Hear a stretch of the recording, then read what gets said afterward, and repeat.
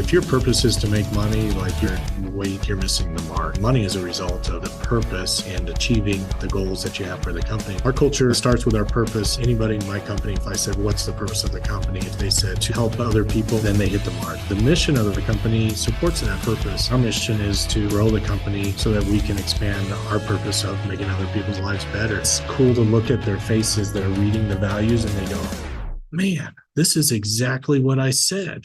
I mean, as far as setting the hook that they bought into you as a company because they're identifying with you, the context of the culture starts with what your purpose is for the company. All right, welcome everyone. Thank you again for tuning in for another episode of the Lift Your Shop podcast. Today I have Brian Bates with us. So Brian, welcome. Hey, thanks, Kelsey. It's good to be on here. Yeah, so Brian has quite a big organization in the sense of he has 12 different locations in the greater Denver area, EAS Tire and Auto, along with some of the other ones. There's multiple locations, I think, under still the previous names, but obviously that the time will come where they'll all be under the same umbrella. But you've been in this industry now for a little over 30 years, 85 employees across all the locations. So amazing job, Brian. Oh, thanks. Yeah. So if you wouldn't mind sharing, though, for the audience, a little bit about how you kind of got started in this industry and kind of slowly but surely the steps that it took to get here today. Right. I went into the military after high school to get some money to get a degree. I always wanted a degree, but didn't really know what I wanted to get a degree in when I was getting out of high school. So took some time to earn some of that through the military, was in the Army, lived over in Germany, was married when I went over to Germany. So had my son over there. He was born in Germany. And then when my wife and I decided to come back, I decided, that 4 years was enough for me doing that. I started taking classes. I wanted to own my own business. Well, actually, at the time, I was probably more intrigued in finance and, kind of investments, and thought, well, maybe, I'd like to be a stockbroker, a financial planner, or a commodities investor or something like that. And then just, was working at a dealership. I'd taken a few classes while I was in the military. And, always was good with working on cars. So turned that more towards a professional level, started working at a dealership while I was going to school at night.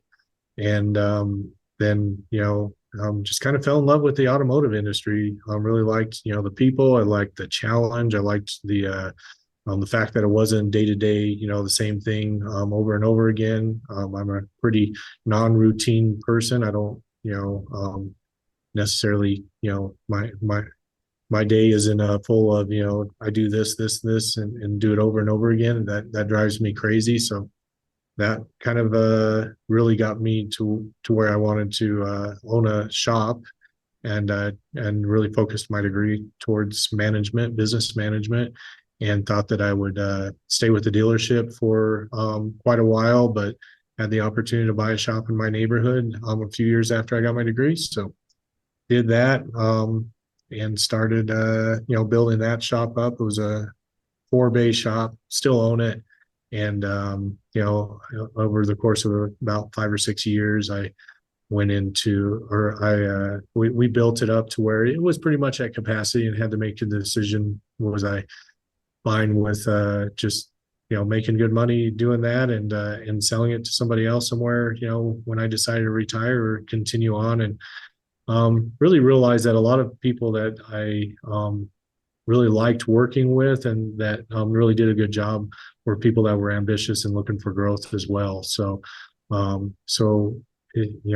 decided, hey, look, if I want to hold on to these people, I need to give them some opportunities for growth as well. So bought a second shop, and ran that for a few years, ran the 2 shops for a few years. And I did my research, and a lot of the wisdom revolved around, hey, look, if you're going to go from 1 to 2 stores, you really need to go to 3 stores, because 2 stores, you'll just double your work. At 3 stores, you can hire somebody to really run, the stores for you, the daily operations, and you can work on, kind of split the we call it, people and process, right? So Yep. splitting the people side of it and the process side, and there's some admin stuff that need to happen, and so you have a little bit more extra money to hire somebody to do the admin. So if you're in business and you can't hire and delegate a lot of this stuff to somebody else in the business, really depends on you being there day in and day out. For me, the litmus test is always, if you're not there, is the business still making money? Hmm. Uh, if you're there for, or if you're not there for 6 months, then probably you're definitely going to see a dip. But if you take a couple of weeks off, does the business still make you money? And if the answer is no, then you own a job, right? Hmm. The answer is yes, then you own a business, which means that it can run without you, at least for a time period. And depending on what your goals are, I know people that um, they they haven't been at their shop more than 5 times in the last 6 months, and they've got a team, and they're perfectly happy with that. And I know people that they work the counter, they're fixing cars, they're doing everything, and when they're gone, then it's a definite impact. So for me, just trying to get to the point where if we own 2 stores, we knew that it was going to be a lot of work on an ongoing basis. 3 stores would get us to the point where we could, hire some of this out and find that strength in numbers. And at the point of 3 stores, we really decided we wanted to use that as a platform to acquire more businesses. So in 2017, 18, we really decided, hey, look, let's start building that platform. Did a lot of legwork, groundwork, foundational, culture, leadership, making sure that we have people in place and that there was a bigger structure that had the capacity. Hmm. So I think, as you're growing, you find yourself really at the edge of, are we competent? Do we have enough bandwidth to do this? Um, as you're growing, and you've got to, make sure that you don't outkick your coverage. But then, in order to grow, and when you feel like you're reaching that cliff, then you really need to, kind of regroup and say, okay, let's structure to have capacity to grow to the next level. And so we did, at 3 stores, we were really kind of at capacity. And then we developed leadership and organization structure, got into, groups that, around people that were, that had 6 stores and 10 stores. And so then we realized, hey, look, this is how the structure needs to be in order for us to get to the next level. So start putting that structure in place, and we're ready to start buying stores in 2019. Started really getting serious about talking to some store owners that were ready to sell. And about the time we were ready to close or start, agreeing on a purchase agreement with one of the stores was February of 2020. And so when March hit, we all decided, hey, look, let's put this on the back burner. We dealt with COVID and kept in touch with that owner for about 6-7 months, and then got serious again, and picked up another store that was ready to sell at that point. And so in 2021, we acquired 2 stores in April, May. So one was April 15th, the other one was May 1st. Then got those stores up and running under our structure. Put another store on in 2021, which is a startup store. 2022 in June, we started another store, acquired another store in July, and then started another store in August. And then this last April, we acquired 3 more stores and a metal fabrication store. And we're finding ourselves, at that bandwidth again. So we're, looking at, okay, now what do we need to do to restructure, or to, add more foundation to the structure so it can support more stores, more employees. And so yeah, in 2021 we had like 25 employees, and right now we're up at the 85 mark. And so it's been a huge growth spurt. Hmm. And I think it's a great opportunity right now for both people that are looking to, this period of time in our industry, people that are looking to exit and cash in and say, hey, look, I've worked really hard and I'm ready to, enjoy life and get a really good price for my business. That opportunity is out there, as well as if somebody's looking to acquire stores. So, I've been through the whole gamut over the last 20 years of being in business, of seeing, times are great. I never want to sell, to, oh my gosh, how the heck do I get out of this and sell? And then you realize, well, you're not going to be able to get, enough money to sell and walk away. Just get enough money to, survive for a little while, but you'd still have to get a job or buy another business. So, you just have to tough it out. So I think a lot of business owners go through that, where they just, when times are good, they don't want to sell. When times are rough, they can't get enough money for their business to justify selling, right? So Yep. that's a kind of a blessing and a curse when times are good, and that's what, yeah, right now it's kind of kind of that middle mark. I think it's not booming like it was a couple of years ago for a lot of business owners, shop owners, Mhm. but on the other side, business is normal, and it's not a recession that people are going, oh my gosh, this is terrible, I want out, right? Yeah, no, definitely. Well, that is an amazing journey. We have a lot to unpack here. Uh, Okay. so I'm curious in terms of your first tour to then the second store. Like how long did you wait, and then what made you feel like it was time to get the second store? So our first store we bought in 2004, and we purchased our second store. It was a startup, so just an empty building. Former Goodyear back in 2008, the recession. Goodyear eliminated a lot of stores out, so there was a lot of Goodyear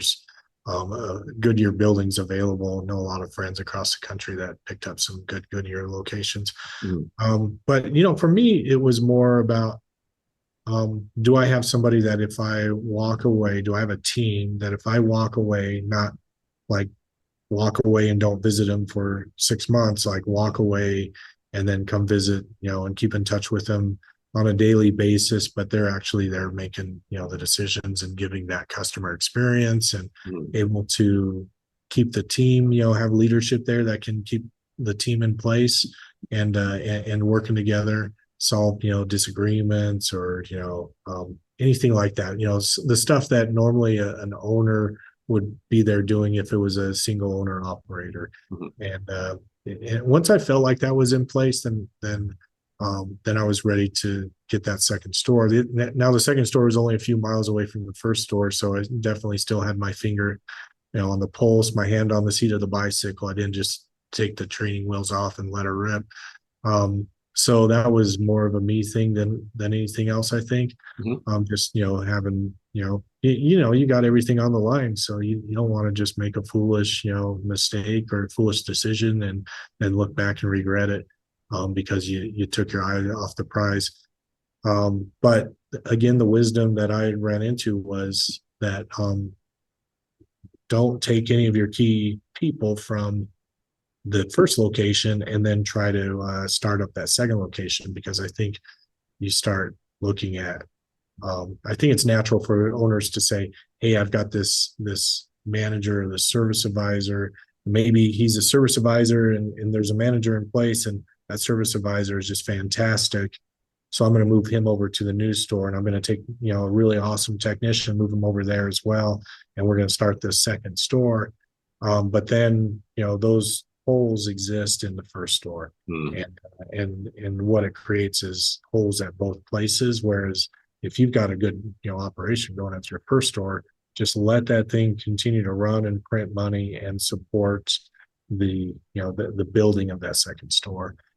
So that was really good advice, I think, by, people that I talked to, because, it's all off of experience, where you see people say, hey, I opened up this store, and sometimes those stores are, you know 50, 60, 100 miles away from their first store. And the absolute worst scenario is that you move those people over, they don't really like the fit. It's not a good fit for them.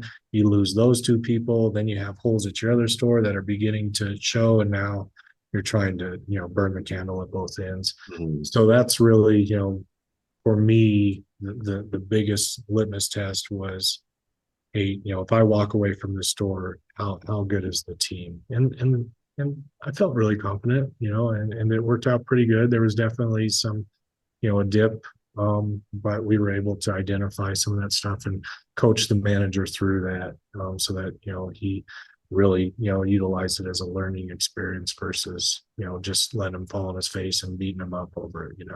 Yeah, no, for sure. And I think that's great advice in terms of, hey, just because you have some all stars at one location, don't just take them to the next location. Because people forget about like, oh, the holes that now you just created for yourself on what was a good situation is now no longer that way. So which kind of shows and tells me that then you probably I'm assuming you have a pretty extensive training process or something along the lines of, hey, when a new location comes on board, these are then the steps that need to be taken to make this sure this location gets up to par where these other ones are. So like, what does that sort of look like for you? That's a great question, and I know there's varying degrees of that. Um, First of all, I love listening to Lou Holtz quotes, and one of his most famous quotes is, um, "I've I've coached good players and bad players, and frankly, when I've coached the good players, I'm a better coach." And so I always try to find really good players, right? You want to find those guys that have great potential, and everybody has their criteria for that. I've had people on my team that have zero experience and catch on to this industry almost immediately, and ended up being rock stars in 3 months. Wow. And I'd love to say it's because of our training, but there's other factors in there. Yeah. People that have a ton of experience and we feel like have great potential, and some things you just can't coach them through and create um, that winning team. So as far as training, a lot of that is really catered to when we were starting up stores. And this is who we're talking with, who we hired, and really knowing them personally and one-to-one coaching at the one store and the two store and the three store level. When we started getting to the 4, 5, 6 store level, then it started becoming more of a, hey, let's send some people to training, get some phone training in place, local classes, that sort of thing. Try to really utilize all the resources we have, and on at the company level, it becomes more coaching than actually formal training. Mm. And at this stage that we're in right now is we're actually developing our own internal training program. 12 stores. We have enough of a training need to say, hey, if we have one of our managers that is really good with people, and can teach and works at a high level, let's duplicate that. So that's been something that we've been starting to do, to really get in place over the last year and say, hey, this is the formal training. And what we've found out with that is that some of that is going to be internal and some of it is external training. So that trainer, his job, and he's still kind of got a foot on each horse, so to speak, is that Mhm. he's still managing a store, but he's got a good team that he can leave for time periods, and they still perform very well. But he's also developing the training program. So his job also is to recognize that, hey, look, there's training outside of the company that would really benefit us. That could be a training company, like a 20 group, or a specific coach, like somebody you might see at a Vision event, or a local ASA or an STX event. Mhm. Any of those people that we know that are either available and that we can bring in, or that are coming into town under ASA or a local business development group, that they're offering that class, and then start saying, hey, these team members can really use some training there. Much the same on the front counter. To me, is much the same as the technicians. You don't want to send a technician that is really good with electrical and to a basic electrical class. It's that they'll see that as a waste of their time. Mhm. But really want to cater and say, hey, look, you're really good at electrical. and diagnostic. And so we like to send you to this advanced scope class where you're going to learn the finer points of how to utilize all your knowledge and these tools to, bring more value to the customer experience and to the company, versus somebody that really doesn't know anything about electric, or really isn't skilled at electricity, and saying, hey, we're going to send you to this razzle dazzle, scope class, and then have them, just frustrated because they don't understand. Yeah. So I think, that personalized training and that growth path, and just really finding out where their strong points are and building on those strong points, but also if there's some gaps in their knowledge that are really impacting their day to day, or just their overall um, ability to work through some of the cars that are coming into the shop, or maybe some, on an advisor side, hey, you're really good with selling, but when you get an upset customer, you can really have a frustrating experience, and the customer can have a frustrating experience. Let's help you out, because we can't say, hey, look, if you have a frustrated customer, we'll just let Joe handle it because he's good. We want to, like, that's something that you really need to be skilled at if you're going to be a good advisor. The same thing with technicians. Hey, we really need you to know how to diagnose a simple check engine light. So even though you're not all that great at it, and your neighbor is, we can't just put all that. We've got to spread it around. And maybe this guy, even though even though we want everybody to have check engine lights, this guy is really good with diagnosing check engine lights on Chevrolet. So if there becomes a very complicated check engine light on a Chevrolet, we're going to give it to him because we want the customer to be taken care of. But if it's not complicated, it's maybe just a evap code, and at least get you to the point where you can say, oh yeah, it's not a gas cap, or you can walk through a simple Identifix flow chart and decide, oh, there's a lot of landmines here, or you know what, I ran through it, ran a few tests, and we figured out what the problem was.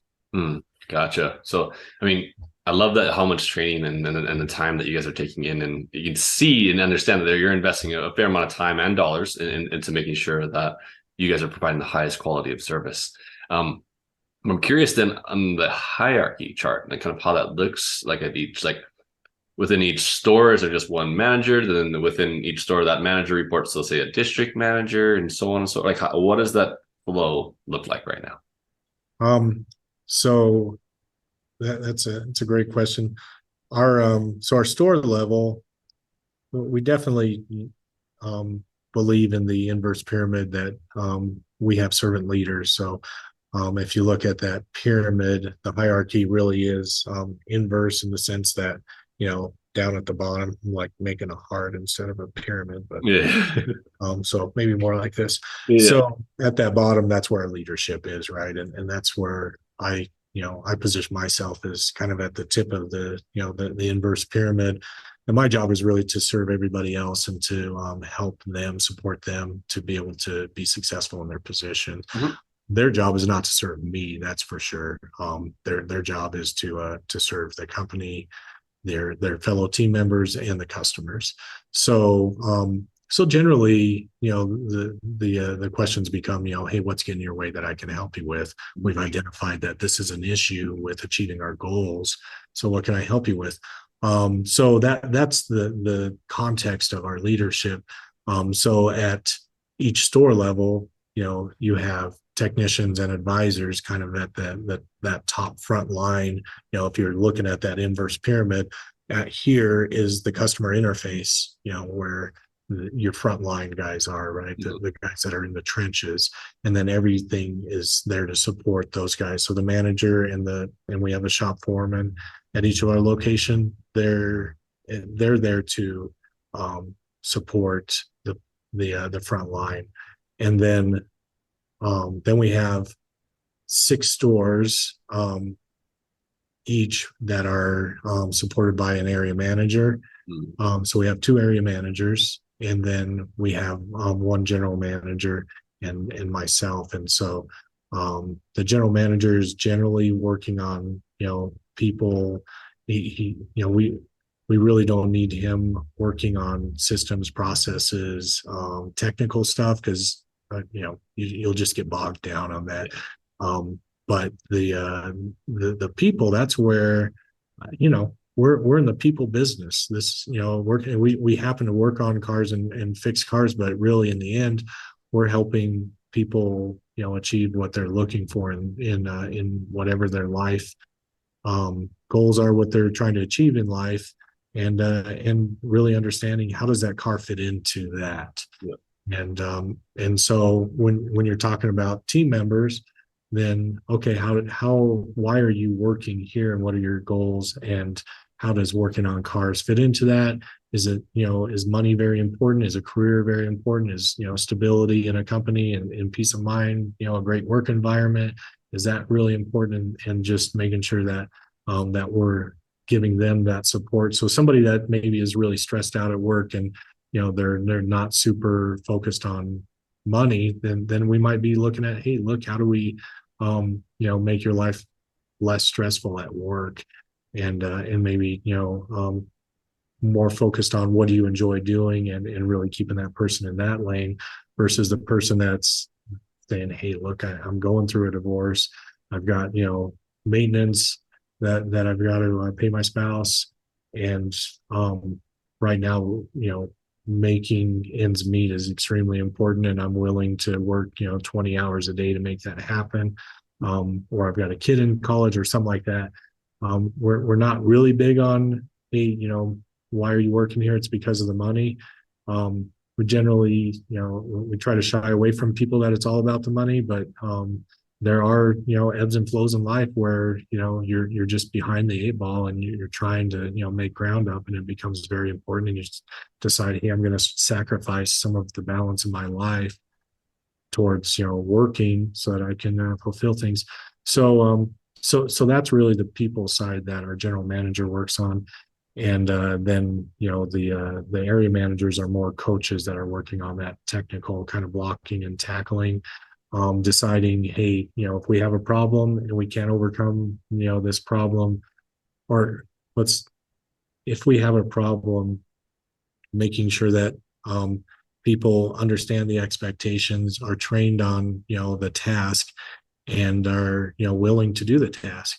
And so when you look at knowing what the expectations are, and being trained to do it so that they have the tools to be successful, if it comes down to willingness, then that's when the general manager, if the area manager feels like it's a will thing, and it's not a simple like, hey, I don't, something simple to fix on that people side. If it becomes very complex, then we'll have that general manager. That's what he's working on. Plus, he's given a lot of leadership to the company in the area of keeping people motivated and creating that culture and that environment that we're really looking for. So that's really the hierarchy and the context behind it, and the I could talk about that for hours, honestly, Casey. So just just leave it at that. Hopefully, I answer your question. Yeah, no, for sure. And then I guess so with having so many people, I'm sure you have to have quite an intensive hiring process, and you yourself can't be involved in every single hire, I'm assuming. So like who do you get to give the keys to the managers at each store to hire within their own staff, or like what is the protocol that you have for hiring? We kind of have a two-pronged approach, and really we have, the area managers, myself and the general manager, really we have a big part in the hiring. And maybe this changes as far as my involvement as the company grows, but at this point, there's really not a whole lot more important than making sure that the people that are in the company are well supported, and the people that are entering our company are a good fit. Mm-hmm. And so I just, I like to be involved, but I also feel like I add value to being involved on a couple of levels. One is just, my insight, and hey, look, is this because we still step on our tails with hiring people. Some of that is just, playing the numbers, like, hey, your batting average is going to be, a certain percentage, even if you follow every rule that you've set out there for yourself and followed the procedures that set you up for success, they can't all be a victory, right? So, because a lot of that is just, the rubber meets the road when somebody walks into a store and really, shows you what they're made of. And I Yeah. think that takes time, right? I mean, it's not like the first couple of days, you're going to know exactly who you have. It's going to be maybe three, you know, maybe sometimes even 6 months later where you say, okay, now we can see a nice trend of this is, on average, maybe there's some this and that, but on average, this is kind of where they are.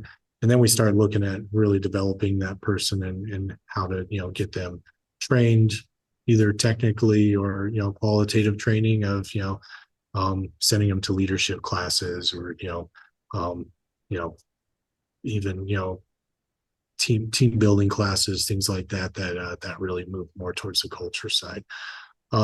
So all that being said, I really feel like there's two parts to hiring process. One is that do they fit into our culture, our values? Do they believe in our purpose and our mission? Does that excite them, or does that, give them reason to pause?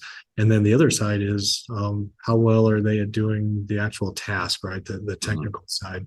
So most of what the area managers and my general manager myself focus on is really that values, making sure that their values align with our values.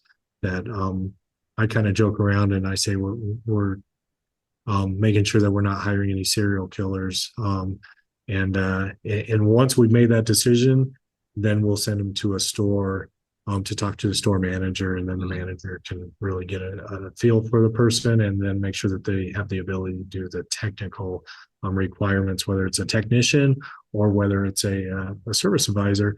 And like with technicians, we're not saying, hey, we need to hire all master technicians, making sure that they have the skills to do the job. If we're hiring an apprentice or a C-level technician, is this person qualified to be a C-level technician or apprentice? If we're hiring a master technician, is he qualified to be a master technician?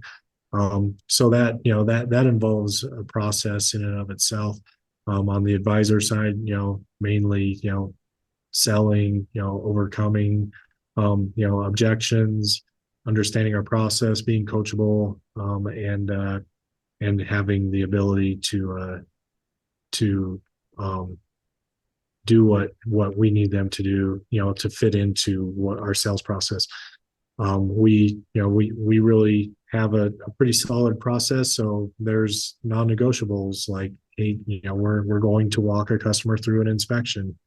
All of the cars that we have, then when they get a 40-point inspection, it's digital, and just making sure that they're on board with that, because we've hired people in the past that we didn't walk them through that, and then all of a sudden they're going, why are we working like you expect me to upsell on this, this expect in the inspection, and walk people through it. I don't believe in doing scheduled maintenance. That's just ripping customers off, stuff like that, where you go, shoot, we probably should have covered that and made sure Yeah. that our selling philosophy and what it means to serve a customer, that we're on the same page with. Because there's different varying philosophies on that. I mean, we wouldn't hard sell a customer into a maintenance, but if somebody wanted to say, hey, look, you can put off this power steering fluid exchange for as long as you want to, we'd probably disagree with that as well, because they're just setting a customer up for a lot of repairs in the future if they want to keep that car for any time period. So that's really the selling or the hiring process, and we kind of go from there. I really feel when you're starting to look at multiple shops, I've experienced this, and I've seen other people experience this as they've grown.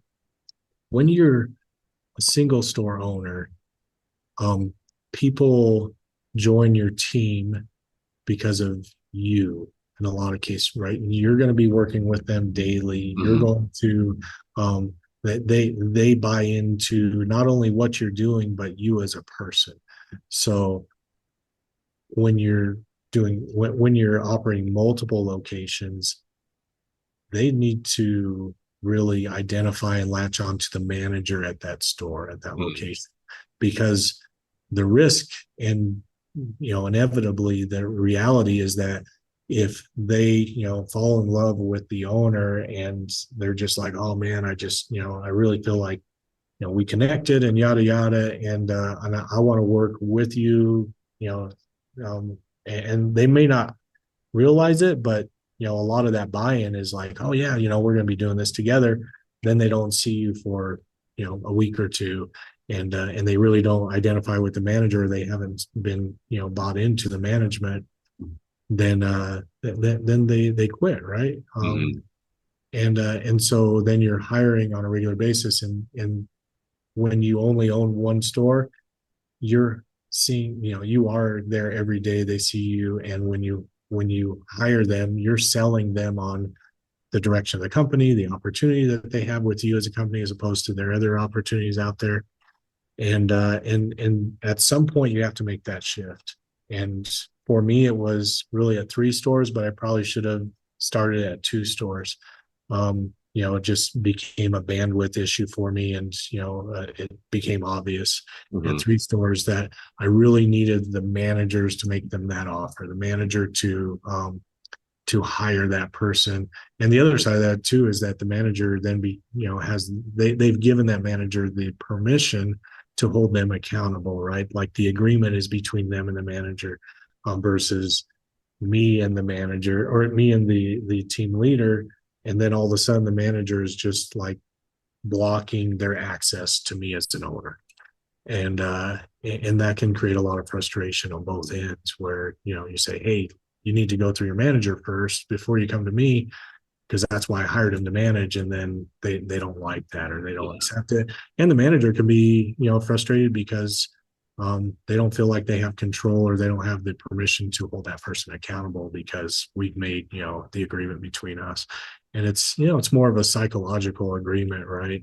But it's there for Yeah. sure. I mean, it is, they will see it. If you say, hey, I want to offer you this job, now all of a sudden I'm working for you directly. So Mm. to see that tie there. So just I don't know, you learn a lot as you grow, and that's what makes this exciting. But sometimes it keeps you up at night, or gives you a lot of heartburn. For sure. And I love that little nugget that I never really thought about. It's like, I mean, our company in and of itself is growing as well. And so, but I never really thought about, hey, as we put people into management positions, that they should be the one offering, even though, yes, it's like, it's our company and that my wife and I run. And like, so we always feel like, oh, we need to make sure we're involved, and they're with us. But then, yeah, I can easily see that it sets up that wrong precedent. Oh boy. All right, so that was great in terms of the training and things that we're doing. But I wanted to ask more about the you mentioned culture, and obviously I know culture is super big and important. And so, are there any go-to questions that you have to help kind of field out if they are going to possibly be the right? I know you won't ever know 100% sure that yes, this person's a perfect fit, because everyone can say certain things. But are there certain things that you ask that you're like, yep, these are going to help us qualify? Yeah, um, so I think that the context of the culture starts with sitting down and deciding what your purpose is for the company, right? If your purpose is to make money, like you're way, yeah, like you're missing the mark, right? Money is a result of the purpose and achieving the goals that you have for the company. And those goals should be much loftier than making money, for a few things. One is life's short, and business gives you the opportunity and the obligation, I believe, to do certain things in life, and to affect a lot of other people's lives. And so I've seen people where it's all about money, and I feel like they really cut themselves and everybody else short. So I really believe in that purpose. And Simon Sinek wrote a really good book, and a lot of people know about it, but a lot of people, it's surprising how many people don't. The book is Start with Why. And after I read that, it was kind of about the time where I was really solidifying our culture, because I knew that in order for us to grow, I really need to have these things in place. So our culture starts with our purpose, and it's about a little over a sentence. I think it might be 2 sentences, or it might be one real long sentence, but in essence, anybody in my company, if I said, what's the purpose of the company? If they said, to grow or to help other people or improve other people's lives, right? To make other people's lives better, then they hit the mark, right? And then the mission of the company supports that purpose. And our mission is to grow the company so that we can expand our purpose of making other people's lives better, and do that, on a larger scale, at least up to our highest potential as business owners, and to fulfill our purpose of reaching the best version of ourselves, right? Not only individually but collectively as a company. And then we have values that support that, and there's a ton of values we believe in, but there's really four core values that we say, hey, look, these are the highest values that are going to help us achieve our mission to fulfill the purpose. And those four values for us are teamwork, professionalism, individual and collective growth, and service to others, which is really, based on, and the context behind that service is based on, caring and love towards, our fellow human being, whether it's the customer, the vendor, the fellow team members, the community, that sort of thing. So once we have, so that kind of sets the context, right? So what do you believe in as a person? And so we will ask questions revolving around those core values, really. And we'll let people know that this is the reason why we're here as a company, give them our purpose and our mission. And then we'll start asking, like, what do you believe in, and what do you feel like a good work environment looks like? What is a poor work environment? Maybe not even a poor work environment. What environment do you work well in? What environment do you struggle with? And we start finding out if there's some resonance in our values and their values, because we want people that are aligned with our values. If somebody doesn't believe what you believe, then they act that behavior out.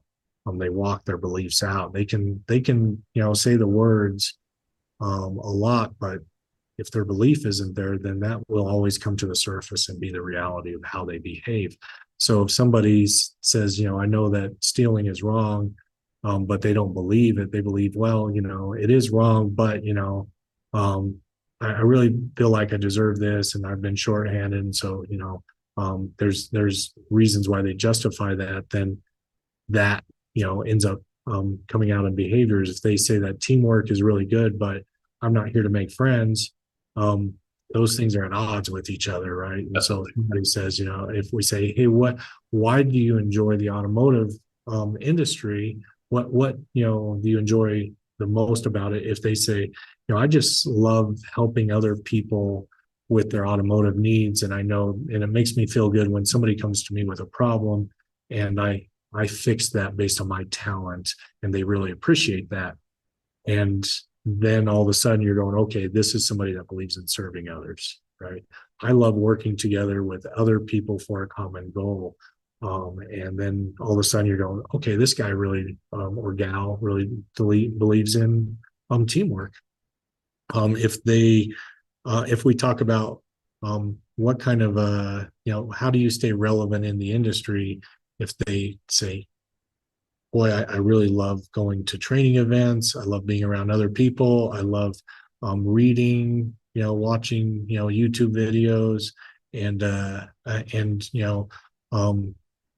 and that personal growth really shines through, that they love growing as a person, then we know that they believe in personal growth. And if something, if they start talking about work environment, things that frustrate them might be that people don't clean up after themselves, or they don't, they don't talk to customers properly, or the music that's being played in the shop is inappropriate, things like that. Then that kind of falls in the bucket of professionalism. And so we start really, when we start identifying this person is a really good fit, then we go back and I'll print out our mission and our purpose and values statement. And it's really cool, Kelsey, because what'll happen is we're not saying, hey, do you believe in professionalism? Yeah, yeah, yeah. Do you believe in personal growth? Oh, yeah, yeah, yeah. What happens when they're a really good fit is they say all these things, and will, if somebody says, well, I really believe that, everybody should help each other, and that we should all work for a common goal.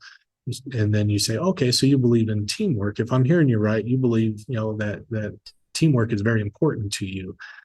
And the same thing with professionalism. Well, I like a clean shop. I like to look sharp. I like, uniforms when customers are coming in. I like to be proud of where I work. And I like to see them see us as the top, top shop in the area. Okay, so a professional shop that's run professionally and looks professional is important. So we'll go back, if we know that they're touching on one of our values, we'll go back and restate it and say, oh, so you do believe in this. And then I'll actually print out, while I'm talking to them, because I usually have a laptop pretty handy, I'll print it out while the general manager, we usually got 2 or 3 people in an interview. And then at some point in the interview, I'll hand them our statement, and I'll say, hey, this is our statement, and these are the values that we believe in. And based on what you're telling us, I think you're going to be a really good fit. And it's cool to look at their faces. They're reading the values and they go, man, this is exactly what I said. And I'll tell you, I mean, as far as setting the hook, that's where that they've bought into you as a company, because they're identifying with you and Mm-hmm. where the company goes. Now, the flip side of that is that you have to deliver, right? You have to deliver on training. You have to, make sure that the shop is being run professionally. You have to, deliver on service and teamwork, which, to me is an obligation. And that's where, as an owner, that's where I fit in saying that I need to support people so that they're successful, because everybody that's worked at our company, at some point during that onboarding process, or when we really defined, people that have worked for us for, a long time, we really defined and said, hey, look, we all agree that this is the purpose. Because when we went through that process, it wasn't me saying, hey, you know what, I had this idea and this is what I really believe in. And, I want you guys to believe in it too. It was a long process of sitting down and talking about what our values are and what's most important, and kind of getting everybody, all the leadership, on the right page, and then coming up with that document, then running it past everybody again and saying, hey, this is what I came up with, do you guys agree with this? And really enfranchising them and getting them involved in that process, which is part of our culture, which is collaboration and just service to others, and that all ties into it. So that way, when they bought into that and we all agree on that, and it wasn't, a lot of it was, stuff that I believed in anyways, but it wasn't all my idea. It was a lot of us going back, hey, I think there should be something here. And then I would say, yeah, you know what? I think that is something we should have in this statement. Or I might say, well, you know what? We really need to make sure that this is very concise. And does that reach that level of we need to write it down, or is it just something like we believe in, a fair pricing or something like that? Like, we do believe in that, but does that need to be in our statement, or is that covered under service or professionalism or Mm-hmm. individual collective growth? So that's really that part of that interview process. And when we're asking questions, that's what we're asking them, in the culture fit. And when you get into them as a person, we're really looking. I love Patrick Lencioni, right? And he wrote a book. Um, he's he and Dave Ramsey are very closely tied to each other, and I'm a big fan of Dave Ramsey as well. But he wrote a book called The Ideal Team Player, and it really kind of boiled down to humble, hungry, and smart.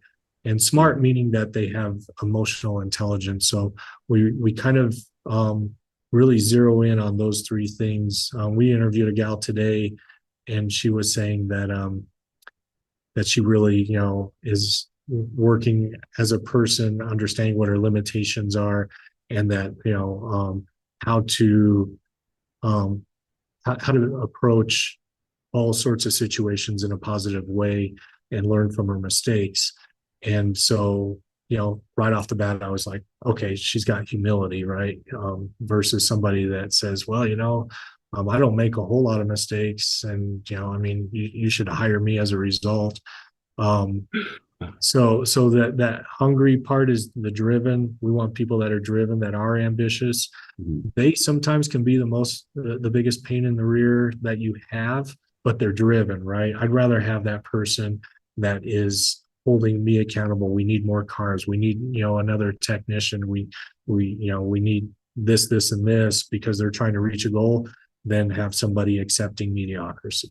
Mm.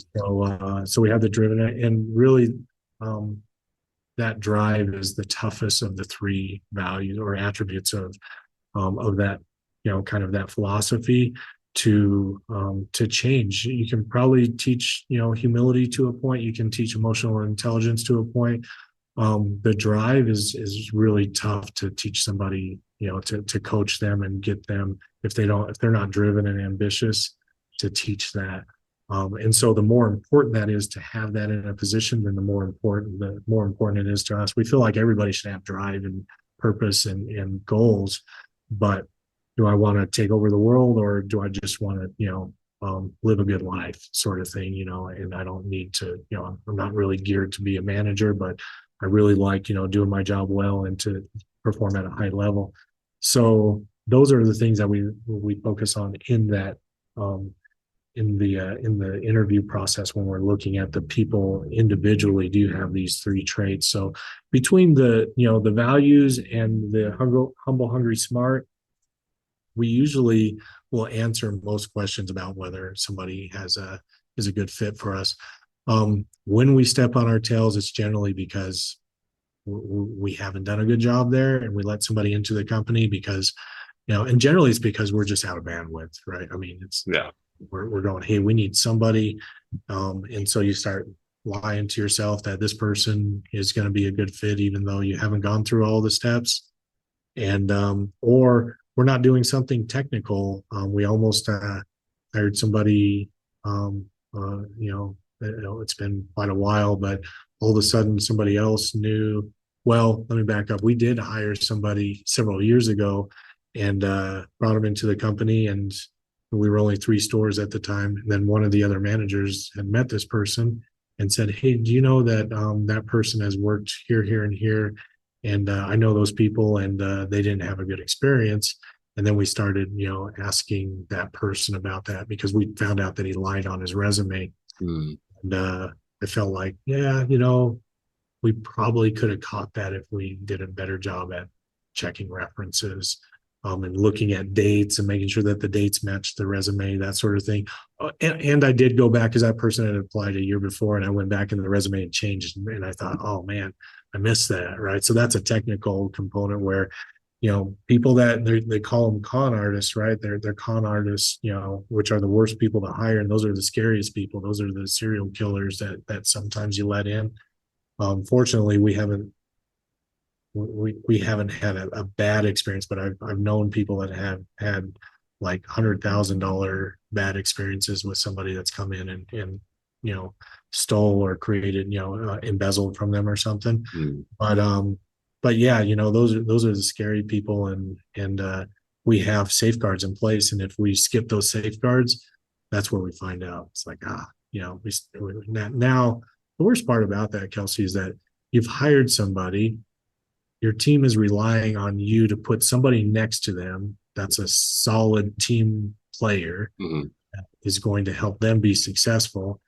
And just because you wouldn't hire them in your company because of your factors or whatever your guidelines are for hiring somebody, excuse me, doesn't mean that they're not a good fit somewhere else, right? So now you've wasted that person's time. Maybe it's, a couple weeks, maybe it's a year or two, Mm. and it's been, a struggle for that person to find a fit. And they could have been building a career somewhere else where they are a better fit. Maybe it's that place where they just believe in selling the customer, doing what they came in for, and don't worry about maintenance, right? Don't do inspections. And there's shops out there that are like that. And, that's where they belong, not with, a shop, like ours.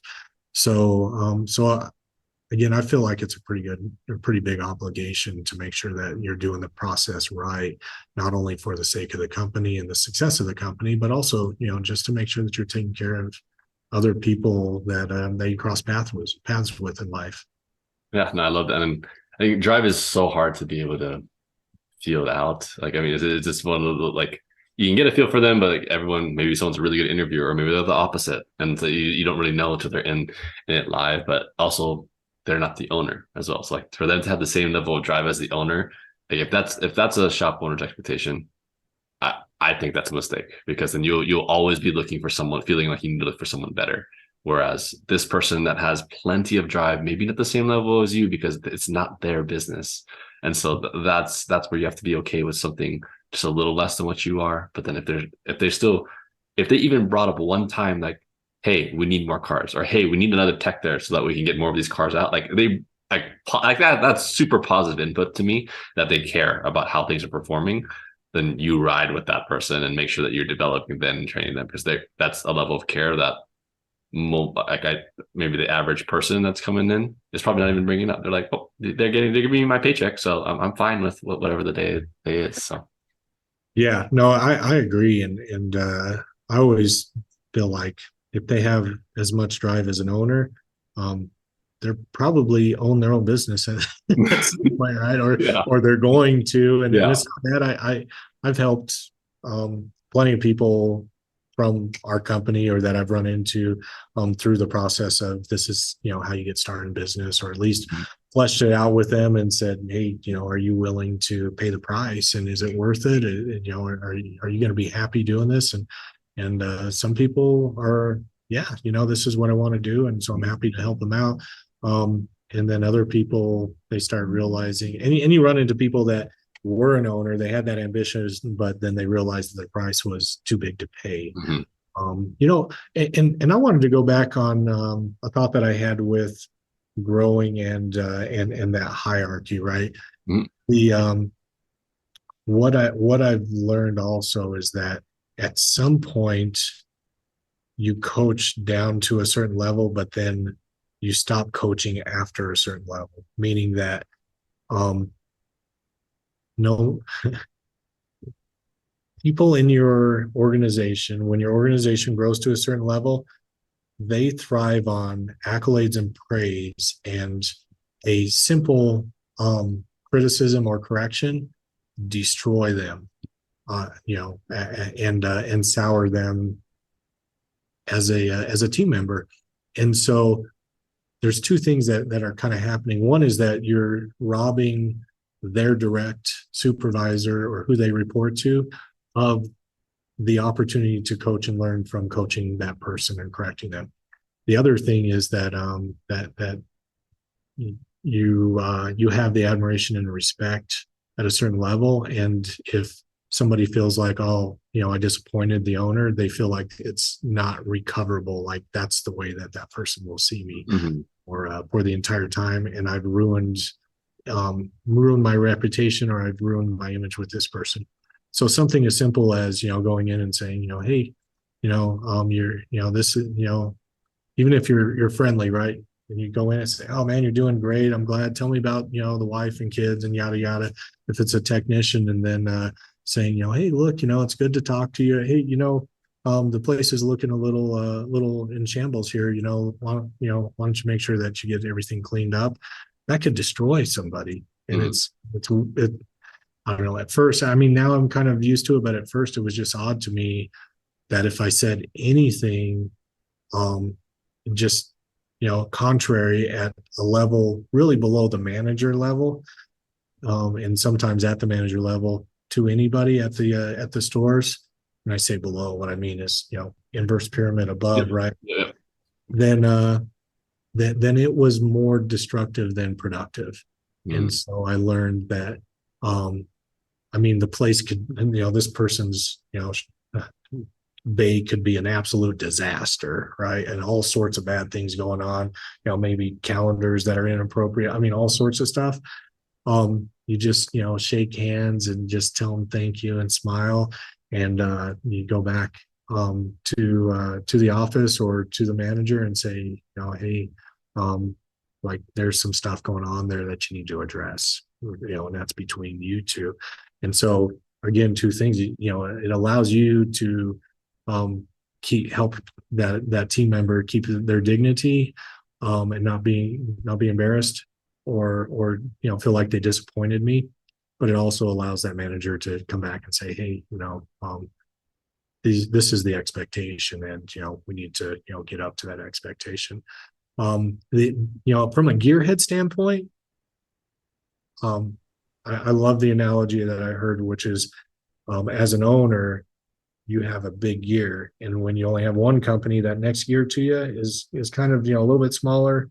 But if you turn a couple of teeth here, maybe you turn 1.5 teeth here, but then as you start growing more stores and you have more separation from the entry level employees to yourself, there's a gear and a gear and a gear and gear. You turn 1 or 2 teeth and that thing spins 10 times, right? So that's the impact that your words start having, and you want those words to have a positive impact, not a negative impact. So what I find myself doing, I read, can't remember the guy in that wrote the book, but he was a general over in Iraq and in Afghanistan. He wrote a book called A Team of Teams, and he said at some point in his career he realized that the 2 words that he could use most impactfully were thank you. And that when he was visiting troops, when he was visiting everybody outside of his circle of direct reports, that he wouldn't say anything that could destroy or damage that person's motivation, or circumvent their direct leader. So anyways, I think that as you're growing your company, that's very important to realize that, and to really respect, not only making sure that you respect the chain of command going from the store level up to you. And if somebody approaches you directly with an issue, the first question is, have you talked to your store manager about this? And there's a couple of times where that isn't appropriate, like if they feel like the manager is stealing or they're doing something inappropriate, and that you wouldn't approach them, and so there's a lot to unpack whenever something like that happens. Thankfully we haven't had that happen, but once that I can think of since I've owned the business, where we had a manager in place that wasn't trustworthy. But going from your position to the store, you need to respect that chain as well, and make sure that you have trust and coach through that. If somebody doesn't do what you expect, and say, hey, look, this is what I expect when I talk to you about this and ask you to address things, that you're going to do in this manner. It didn't seem to happen that way. So what got in the way of that? And are we on the same page, or do you feel like there's a better way to do this, or or there's something there that's causing you concern to actually do that? So at any rate, just the dynamics of as the company grows, like I said, it's always a learning experience. I never feel like I'm perfect, and I feel like I do a pretty good job. Nobody's perfect at anything, but I feel like I do a good job of being hungry, humble, and smart as well. And I think humility is very important, right? Knowing that, hey, and allowing people to know that you acknowledge that you're not perfect. That, hey, not everything I've done is perfect, and I make mistakes, and I apologize for them, and I accept that other people are going to make mistakes as well, and make them right if they do make them right, especially the bigger ones. But even small mistakes, so hey, didn't mean to give you a hard time about your coffee cup, and I could see it made you upset, Yeah. that sort of thing, right? Awesome. Well, Brian, thank you so much for the wisdom you've been able to share with us. You definitely seem like a people first manager. I mean, I feel the humility as you've been speaking with me, even though I would say that you're definitely someone with a tremendous amount of success in this industry, having double-digit locations at this point. So, I mean, this conversation could have easily gone in a different direction, but we've been focusing on people and how we can best serve people, which this is what the industry is about. And I think it's a misnomer of the industry for some outsiders looking in, thinking, "Oh no, that's not what the automotive repair industry is about at all." But I think it's very important that that image gets adjusted and changed, because there's so many good people in the industry just looking to help and serve their community. So many. Obviously, any industry you look in, you'll find a bad apple here or there, no matter what. I mean, it's the human nature. But I think overwhelmingly, like, the fact that there's so many of these people started off just as usually a typically small shop, helping like their neighbors, like they have a lift in their house, helping their neighbors, to then opening their shop, getting more locations, just continually serving others, I think is so important. So thank you, Brian, for all that you are continuing to do.